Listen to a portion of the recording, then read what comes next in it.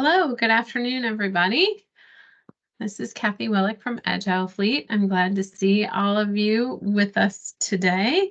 And assisting me today also is Anna Shea from our marketing department. So she will be assisting in kind of monitoring the chat for us and so forth if you have questions. Today we're going to be talking about understanding your true costs and implementing an internal billing strategy for higher ed fleets. Before we begin, however, I would like to just give you a few housekeeping announcements. So as you know, we do a quarterly university higher ed seminars, and those are part of our Fleet Commander Knowledge Base series. Your feedback is needed to identify topics for future and for these quarterly webinars. So please feel free to put the items in chat that you'd like to learn more about, or send them to me via email. We really would love to hear from you because we're here to make you succeed, and that's what we want to be able to teach on and report on for you. Just to let you know, this webinar is being recorded. So if for any reason you do not want to be recorded, then you would need to go ahead and leave the webinar. A recording and copy of the slides will be sent to you via SharePoint tomorrow. So you will be able to have access to it for future viewing. And your mic is going to be muted during the webinar. So again, please use the chat. And I do highly encourage you to use the chat. I'm going to keep saying that because again, it's what you make of it, right? So we want to make sure that we're answering your questions. So to use the chat window, please click to show the conversation and the little bubble with a tail looking icon that you have at the top of your screen there. And then you'll type your question, and please tell us the first name or the name of your organization that you're from, just so we know who's asking the question. So here we go. We're going to go on. And again, my name is Kathy Willick, and I'll be leading today's webinar. I'm on the client success team at Agile Fleet and a former director of the award-winning Iowa State University Fleet. My goal is to help you and your staff run an efficient and successful university fleet. So I hope you enjoy today's presentation, and my contact information is there. If you need to reach out to me for anything, please feel free to do so at any time. So today, in talking about and understanding our true costs and implementing an internal billing strategy for the higher ed fleet, there's many different objectives that we want to accomplish today.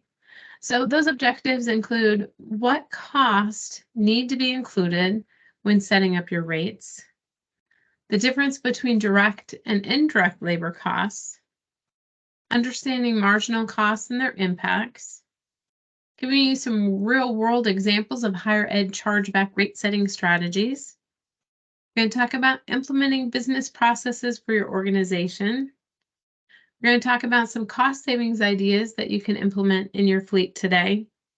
And last but not least, we're going to talk about how can you report these cost savings to upper management so you can let upper management know what a great job you're doing for your fleet and for your institution.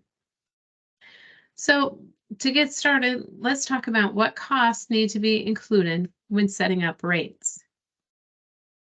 Now, a lot of these costs are probably going to look familiar to you since you're all have been in the fleet business for a while. However, sometimes there's those little things that we don't necessarily think of. So those are the things that I really want you to get thinking about today and kind of talk about in these different areas. So we're going to talk about acquisition and disposal of vehicles. We're going to talk about depreciation. We're going to talk about insurance. So with vehicles, business insurance, loss of use. We're going to talk about deductibles. We're going to talk about overhead and administrative costs such as labor and benefits, office supplies, advertising, facilities, IT, phones, utilities, and all those miscellaneous different items that you need to include in your rates. And we're going to talk about fuel, and we're going to talk about maintenance. And we're going to talk about all of these a little bit more in depth in a bit. So when you talk about rate setting, we're going to take all of those different items and we're going to combine them together. And the goal is to get a cost per mile by your vehicle type. So you know how much you need to charge if you're charging to retain your fleet and to keep your fleet going. So with that, there's going to be those fixed costs. And like I said, we're going to talk about these individual costs more in depth in a little bit. But those fixed costs are going to include your depreciation, your insurance, your admin, overhead, capital improvement. So those things are going to be there and be needing to be captured no matter what. If you rent a vehicle out today or not, you have people show up to work, you have to pay them. So you need to make sure that you understand the difference between the fixed and variable. Now the variable is going to be more like deductibles. So if there's an accident, which you don't know how many there's going to be, but you can do a law of averages, there's going to be that variable cost, but then fuel and maintenance, right? So your fuel and your maintenance costs are going to be higher the more miles you go. It makes sense. The more miles you go, the more fuel and maintenance you're going to consume. So with that, you're going to add those costs and you're going to come up with a total cost per mile. Again, I know one thing that I talk about, I really appreciated having the fact that all my costs were in one system. I know not everybody does that, and that is okay. It's however you want to do it.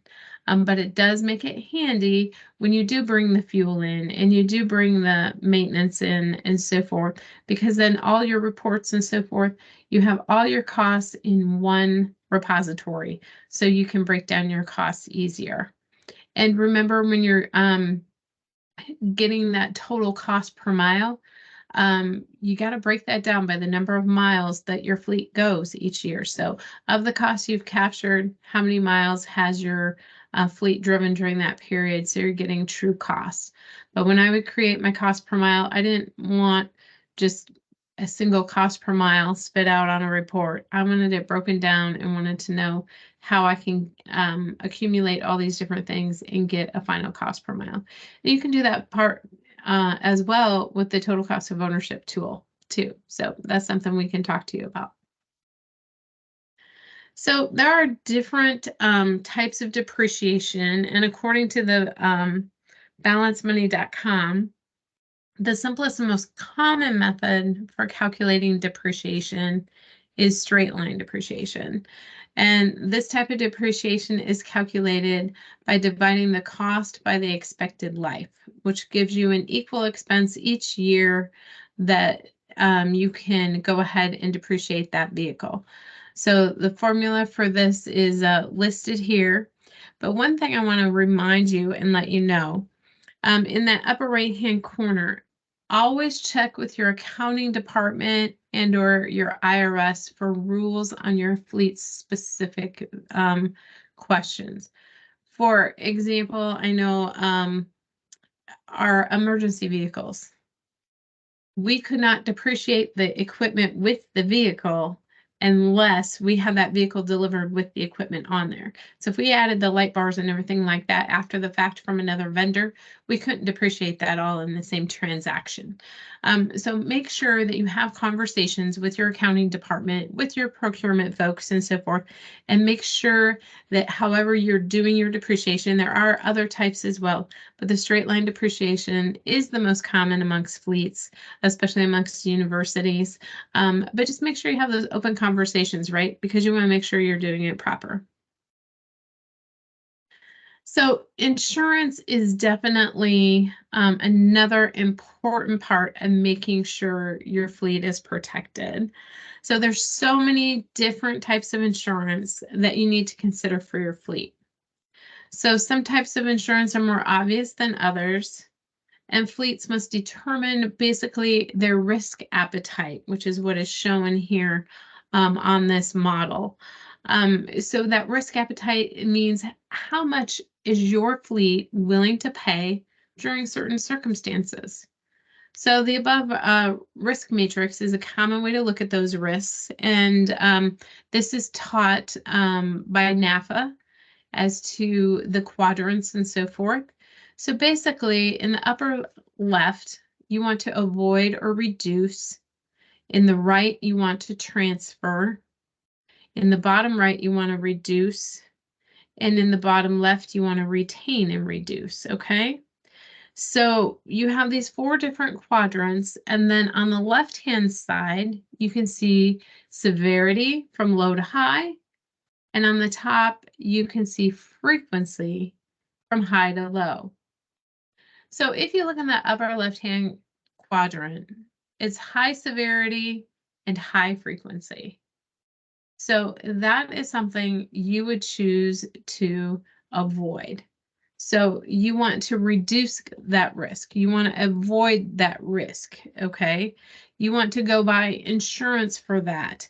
That is something that you cannot afford to keep having happen. You need to train maybe on how to reduce that, but you somehow need to avoid it. Now, you can say you have backing up accidents, and it's low severity but high frequency. So it lands in that bottom left-hand corner. So the backing up accidents might just be a taillight and so forth, but they happen quite frequently.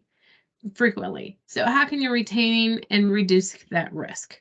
Can you do some training? Can you add backup cameras to your fleet, which most of them are becoming standard anyway? But that's a low severity, high frequency item that you can choose to retain, but you want to reduce that somehow. Now, if there's a low severity and low frequency, you want to just kind of reduce that. But if there's a low frequency and a high severity, so extreme accidents and so forth, you want to make sure that you transfer that risk again with an insurance policy of some sort. Now, the next slide here, we're going to talk about different types of insurance. And so once you've determined your risk appetite, then you need to determine the plan of action and what coverages you need to purchase and or save for, and include that information in your rate setting. Now, another thing to remember too is in the university setting, oftentimes you might be self-insured. But even if you're self-insured, you're probably still paying into the self-insurance fund. And or even though you're self-insured, you might be self-insured for only part of the business, and you might have some additional separate policies for the rest of the business. An example, we allowed student organizations to use our vehicles for certain approved university business functions. With that, we purchased a separate commercial policy, outside policy for student orgs that would go on top of our a regular self-insurance policy, excuse me there, because the risk was higher. We had younger drivers in those vehicles and so forth. So we needed a little bit more extra protection, right? So the self-insured fund would pay up to a certain amount, but then that other policy, that commercial policy, would kick in thereafter. So let's talk about a few of these different types of insurance. And again, make sure that you go back to your risk management folks, go back to your legal folks, go back to your accounting folks if you need to. It's something where these types of insurance affect the whole university as a whole, not just fleet, right? So you need to make sure that you're talking together with these other departments to get the right mix of insurance for you. So our business property insurance, that is things, the insurance is going to protect like your buildings, your tools, the equipment you use. Another thing you want to make sure too is, do you own the tools or do your mechanics bring their own tools in? And if so, making sure, are theirs covered or is theirs covered on their homeowner's policy? Commercial auto, that protects you if your drivers have an at-fault accident. That is one that is common in universities, that is considered self-insured instead of an outside auto company. But in my example of the student orgs, that would be where you might get a commercial auto policy on top of your regular policy. Next, we're showing commercial flood insurance. So believe it or not, and I don't know if they're on the call or not, but I do know some folks that had a tornado years ago, and unfortunately they're still in their temporary trailer from that long ago. So commercial flood insurance protects against floods, hurricanes, etc.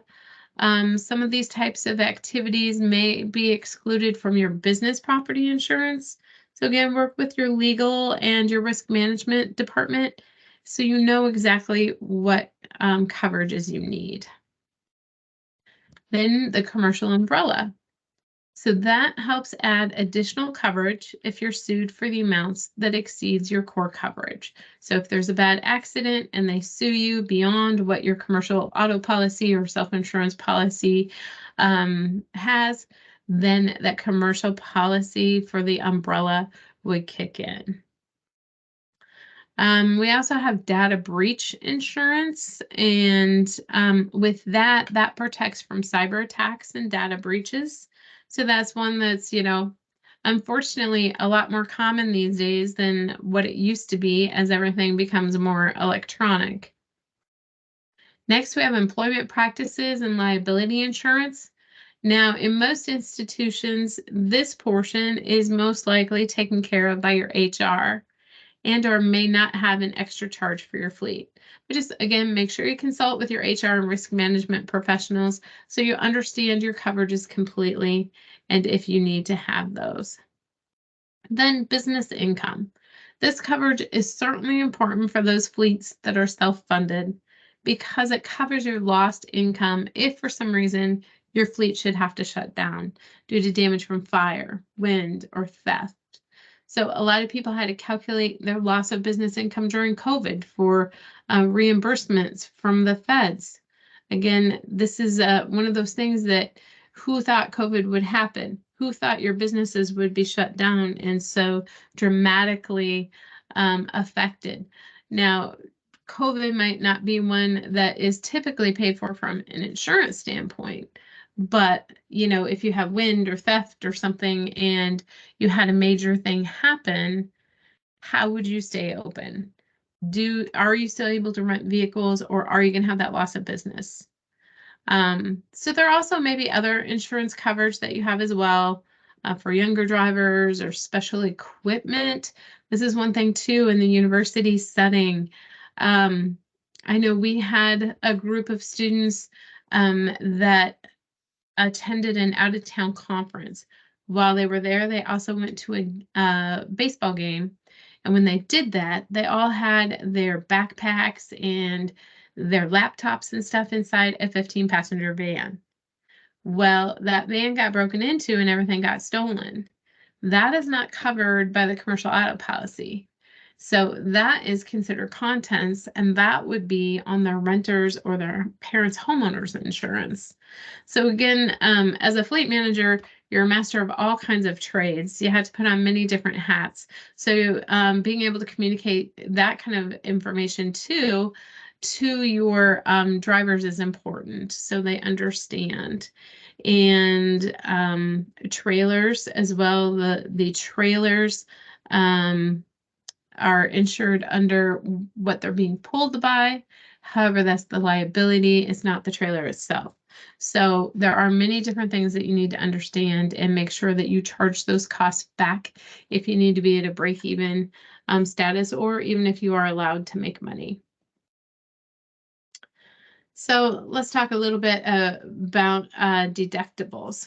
So it's easy to calculate your insurance and so forth, but what some people don't remember to do is calculate your deductibles. So say, for example, you had 20 accidents with $1,000 deductible each year. You need to make sure you build that $20,000 into your rate setting unless you charge that deductible back to the department that had the accident. So that's an easy thing to forget. You think, oh, I pay X dollars amount for insurance each month. I know what I did was I would I had to recalculate my rates every year. I had to be at a break-even nonprofit status.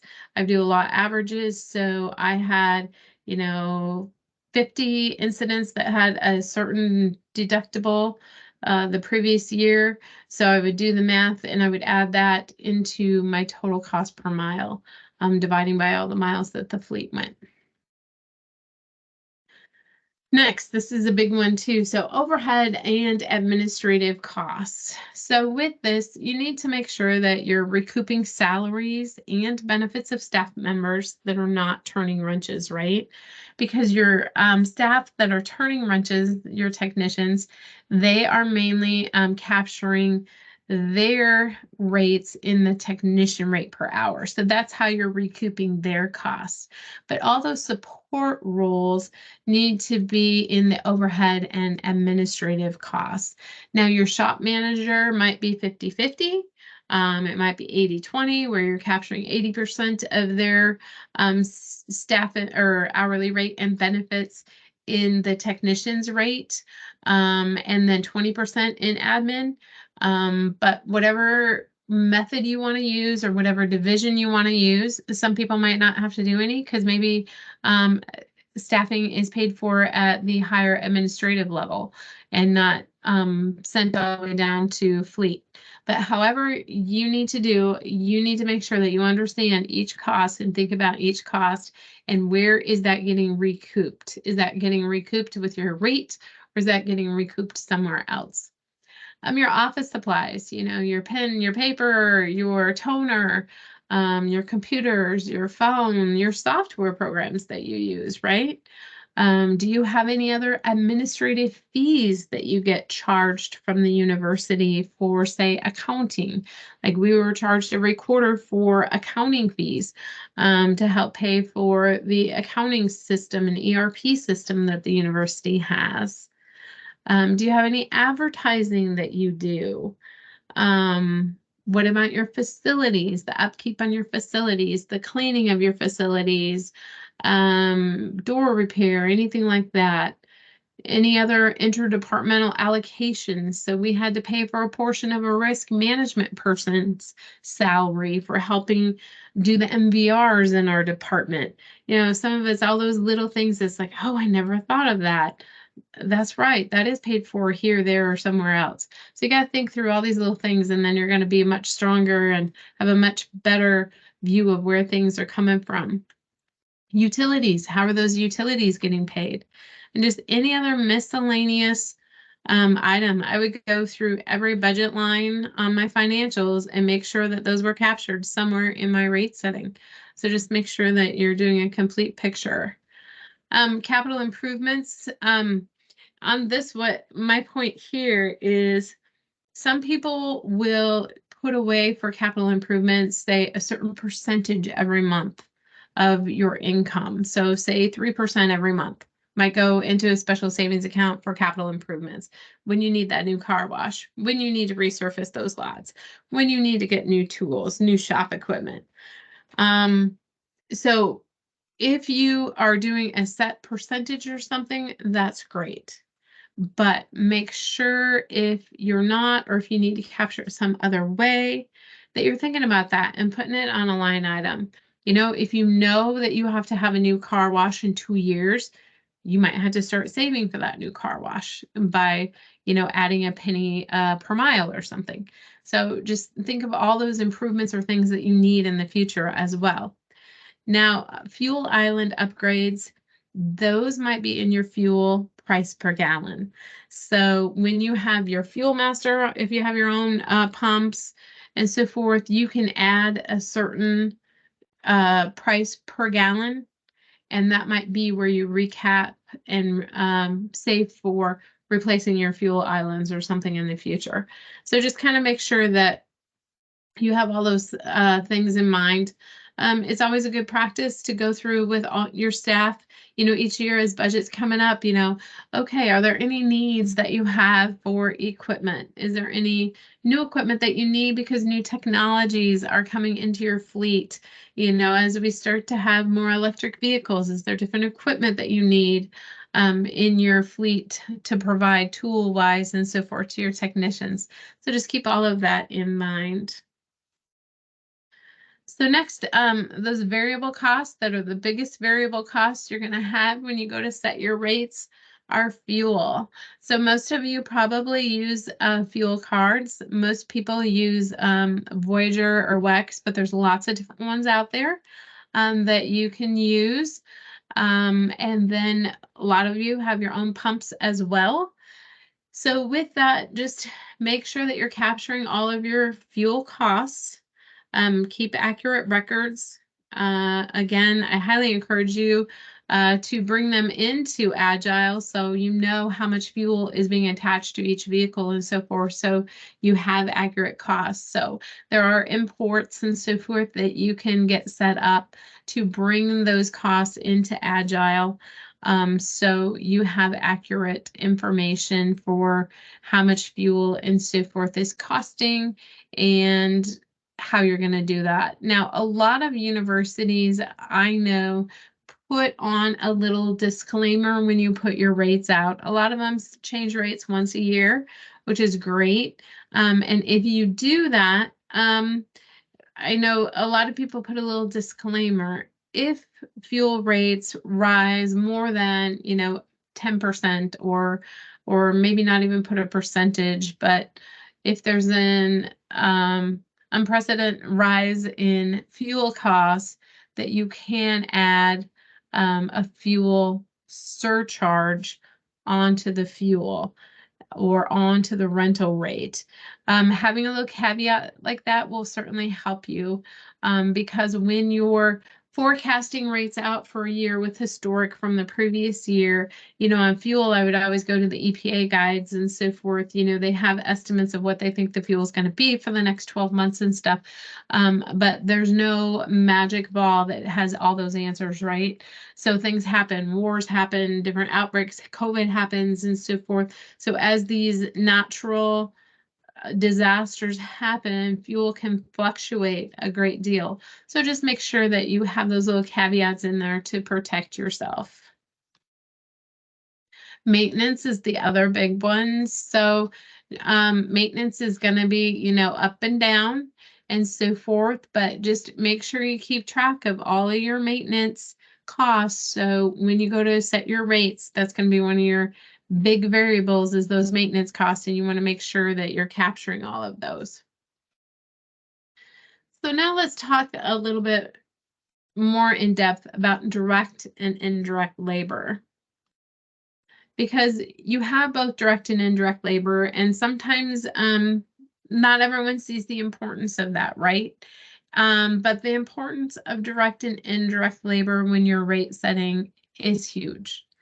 So your direct labor is the labor it takes to perform a service or operation, otherwise known as billable hours, right? I call it wrench turning time, right? So it's actual billable hours that you can charge back against the vehicles and against work orders. Then there's that indirect labor, and that is the labor that is not related to the direct performance or service of an operation, but is still necessary for the organization. So those are unbillable hours, okay? And so with that, no matter how hard we try to not have unbillable hours, you're going to have it. So that's the staff meetings, it's vacation, it's sick, it's moving snow, it's all these different things. So let's go into a couple more examples of the difference between direct labor and indirect. So direct labor examples: changing the oil on the vehicle. Okay, we're in there, we're turning wrenches, we're billing towards a work order, right? Fixing a tire on a vehicle, rotating tires, performing an alignment, replacing windshield wipers, bulbs, and performing repairs after an incident, or I'm sure none of this happens to you, but I know we used to have damage that wasn't reported, but I'm sure that only happened for us. And I can see you all laughing now, even though I can't see any of you, because I know it happens, right? So there's those dings and dents out there that aren't accounted for. And those are examples of what you need to be fixing with direct labor. So indirect labor, again, are those things that are not turning wrenches. So you have your staff meetings, continuing education, training, moving snow, unless you live in a nice warm place like some of you do. Stick reading for your fuel pumps. How often do you have to stick your pumps, do the actual stick tank readings for your fuel pumps? Some of you have to do it daily, I know. We had to do it quarterly, or I'm sorry, monthly, because we had an automated system that was constantly checking our levels. Driving to get parts. That's a really big one. You don't want your technicians who should be turning wrenches driving to get parts. Very expensive. Cleaning the shop, breaks, lunch. So all those different things.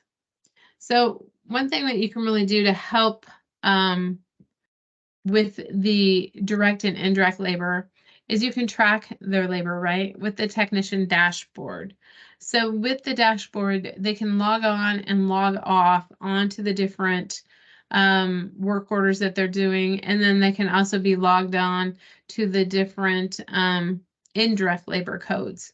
So have your technicians sign on and use that dashboard if they're using the maintenance. It really helps to capture that information for you. So understanding marginal costs and their impact. So marginal cost equals the increase or decrease in the total cost of business will incur by serving just one more customer, right? So if you have a certain number of vehicles and you can share those vehicles and you can get another 1 or 2 reservations without having to buy another vehicle, that's great, right? So that affects your marginal cost. So compare your rates with your competition, compare your rates with other universities. So, compare to your other Big 10 or Big 12 or Pac-12 or Pac-8. I'm not the best at sports, so I might have said a couple of those wrong, but I know people on the call will get me next time they talk to me. That's all right. But compare your rates with the competition. So, the enterprises, the Avises and stuff, plus those other universities. You really want to make sure that you're charging very consistently around the same model. You don't want to be twice as expensive as the others, because if you're doing your own fleet, you should be less expensive most of the time. Okay, so these real world examples of higher ed chargeback rate setting strategies. Did you know that Agile Fleet has 5 standard billing algorithms within the program that you can choose from? If any of these 5 don't work for you, you can get a custom billing algorithm built for you to be able to distribute those rates and bill those rates appropriately for you. So the standard billing algorithm A that Agile Fleet Commander offers is the weekly, daily, or mileage rate. So this vehicle use charge is for the algorithm. Again, includes a weekly and or daily charge. Days are counted as calendar days, and weeks are calculated as 7 days, but a period of 5 days or more is rounded up to a full week. And reservations are billed for the number of weeks at the weekly rate and the number of days at the daily rate. So the next one, and I'm not going to go full, I'm not going to read all of this to you because it's a lot, but the standard billing algorithm B is a monthly, weekly, daily, hourly, or mileage charge. So there's lots of different combinations in there that you can do. And there's lots of different ways that they can be calculated. But this is a standard billing algorithm that's already set up to bill. The third one that Fleet Commander has is standard algorithm C. And with that, you have monthly, weekly, daily with a 24-hour clock instead of a calendar day clock, with a minimum charge and a mileage. Again, I'm not going to go in depth, but if you want more information, you can let me know, or it will be in the slides that you get in the playback. Then there's standard algorithm D, which is just daily charge and mileage. And then last but not least, standard algorithm E, which we have a monthly, weekly, daily with a calendar day, a minimum charge, and mileage billing.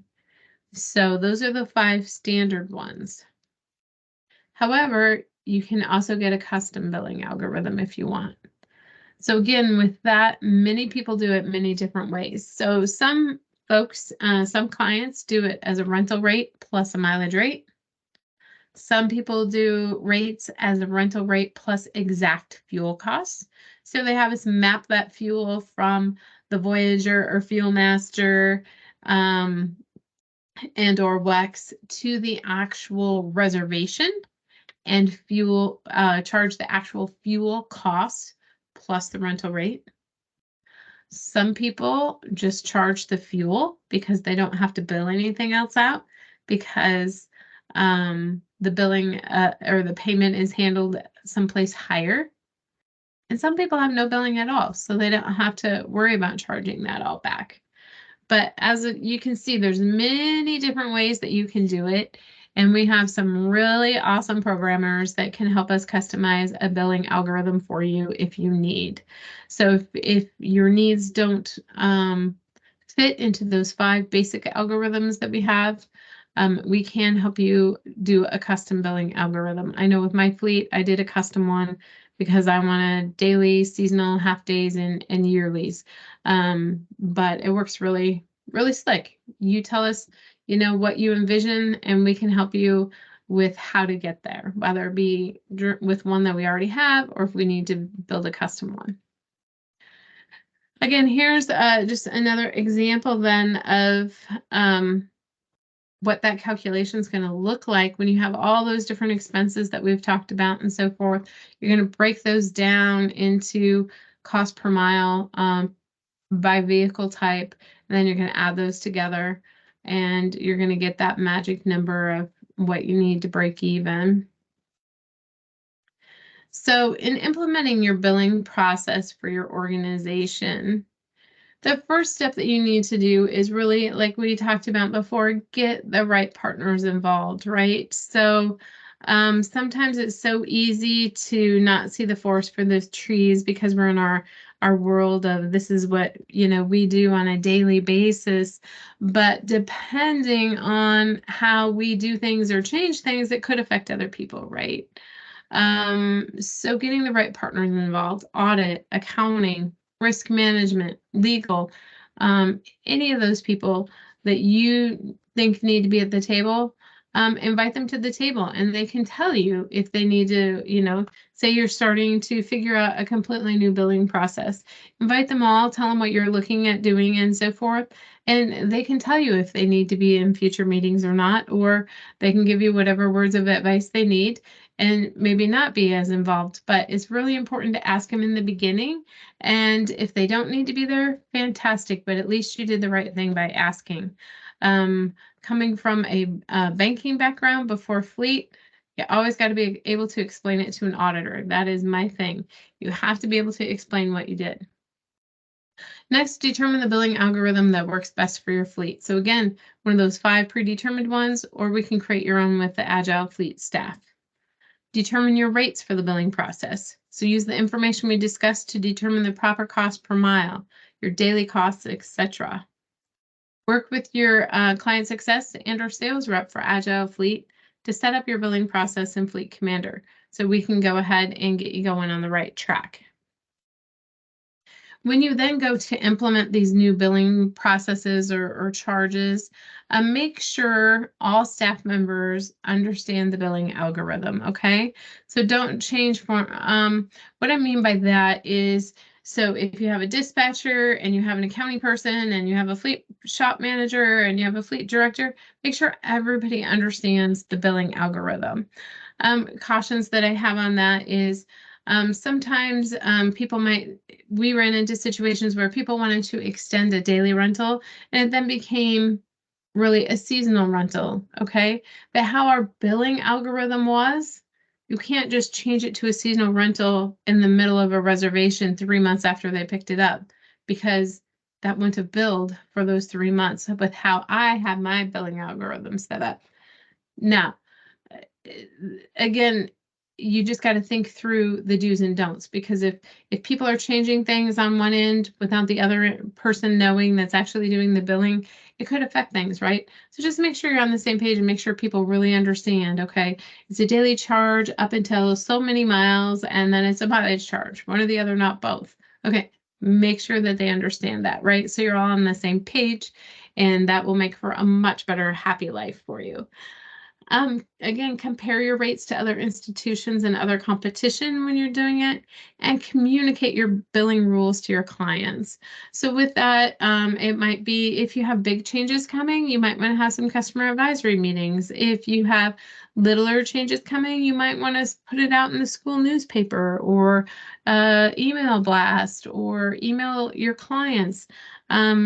You can decide what's best for you, but just make sure if you have any big rules or changes, or every fiscal year when you change, go ahead and send them out to your customers.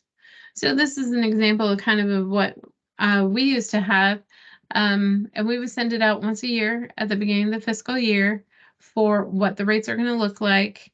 And just create a really easy to read sheet for your clients so they can understand it. And feel free to put it on your website and so forth so people can look it up. And this will also help you easily change your rates in Fleet Commander when you have to change them on an annual basis. Another thing I recommend too is create a rate calculator for clients to use to determine costs.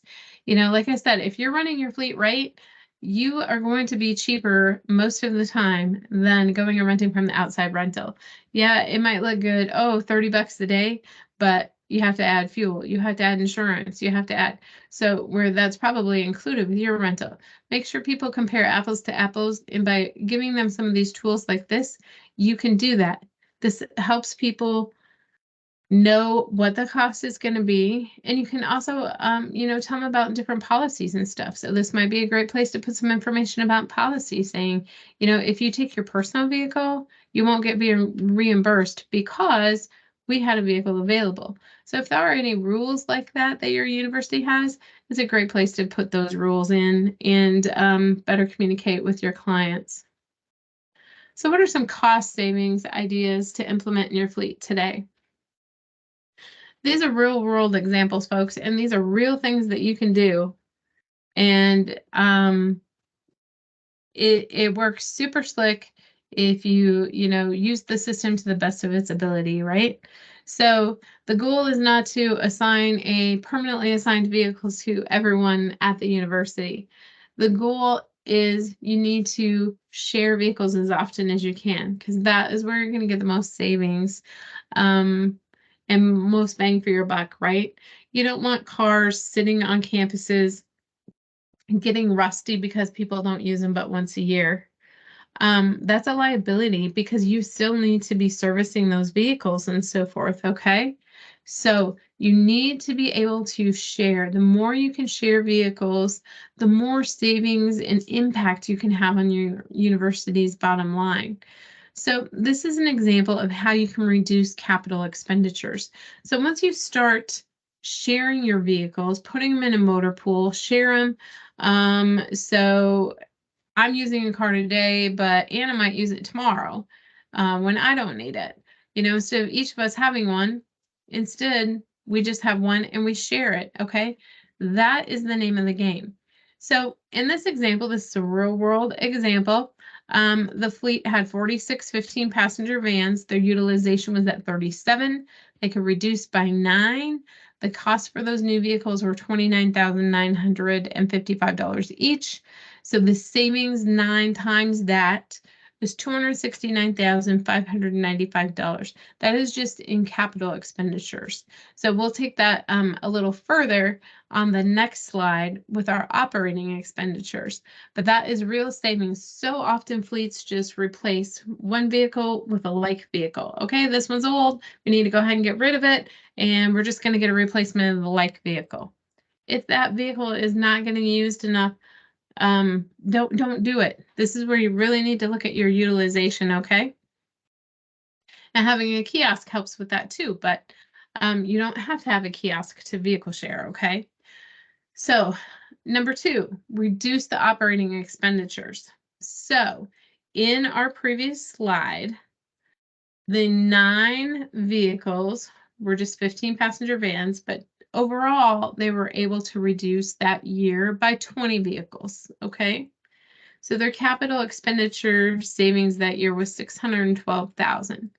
But that savings goes on year to year to year.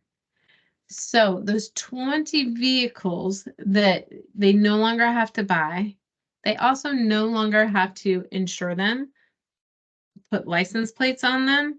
They no longer have to do preventative maintenance on them and so forth. So that saves approximately $4,000 per vehicle by not having to do those preventative maintenance items or paying insurance or licensing the vehicles and stuff.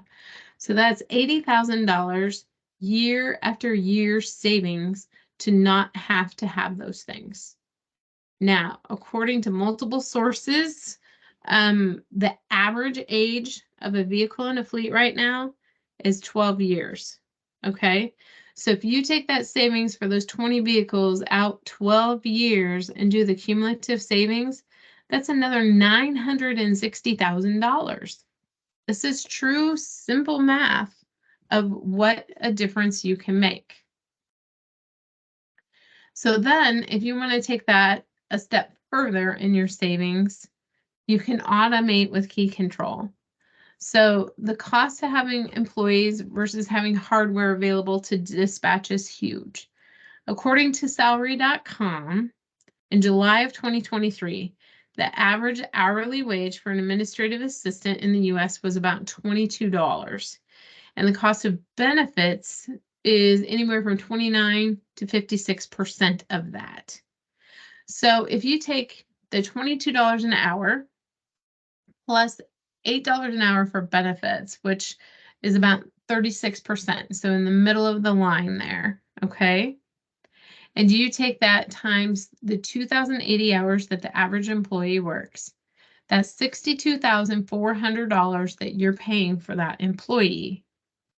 So automating your fleet is really reasonable when you think about those costs of labor and the fact that it's hard to find help these days, right? These days, people will move to another position just for $1 more an hour, even though you, as a university, might be giving them $2 for every $1 in their retirement, because the workforce now isn't thinking so much about retirement as the previous generation. The workforce now is just looking for that almighty dollar at the beginning. Oh, I'm going to make $1 more per hour. I'm going over here. So they're not thinking the whole thing through.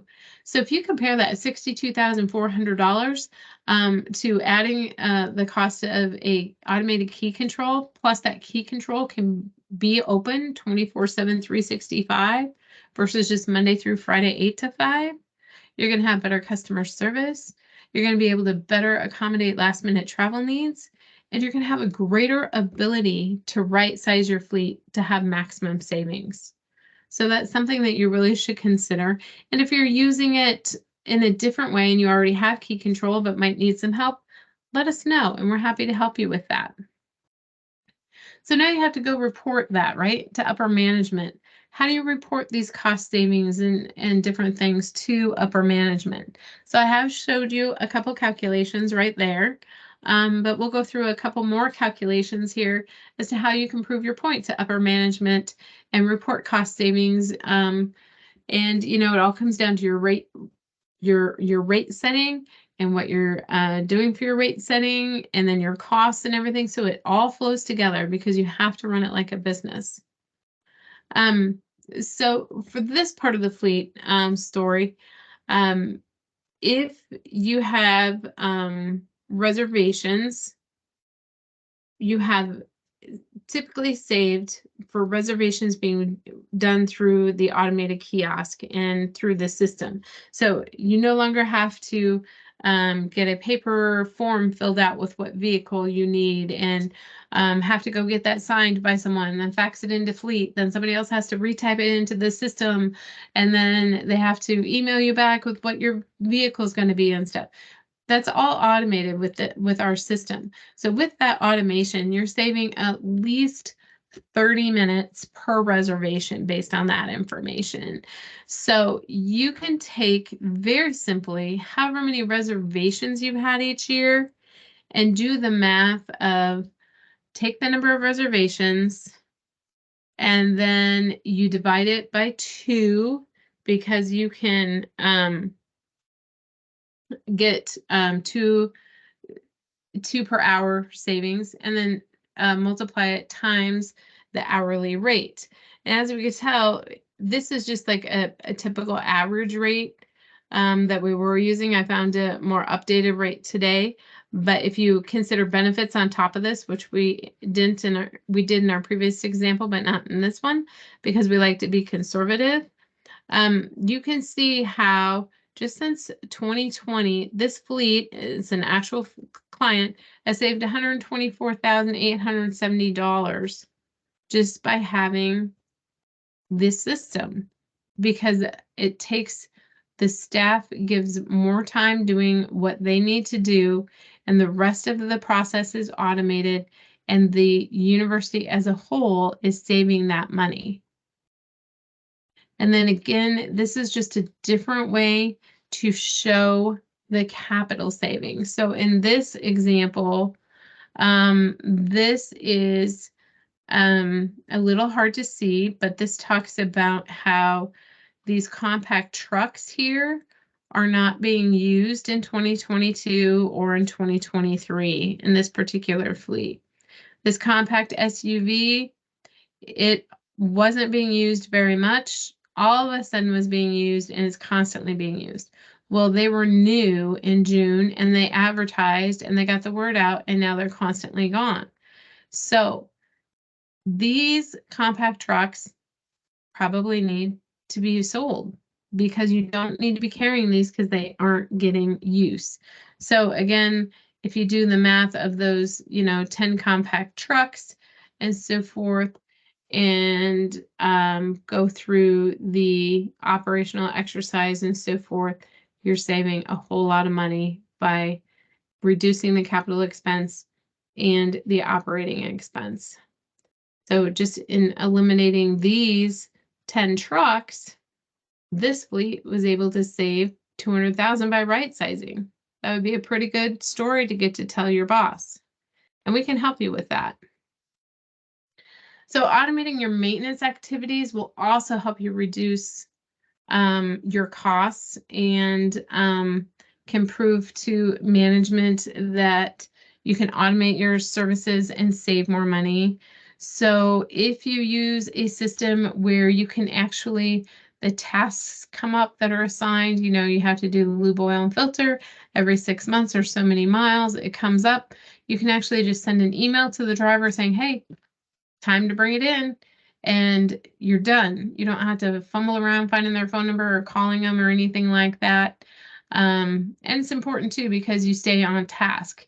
There's nothing worse than having a bad car accident and you have to produce all the work orders and so forth for that particular vehicle. Come to find out that you were, 5 maintenances behind.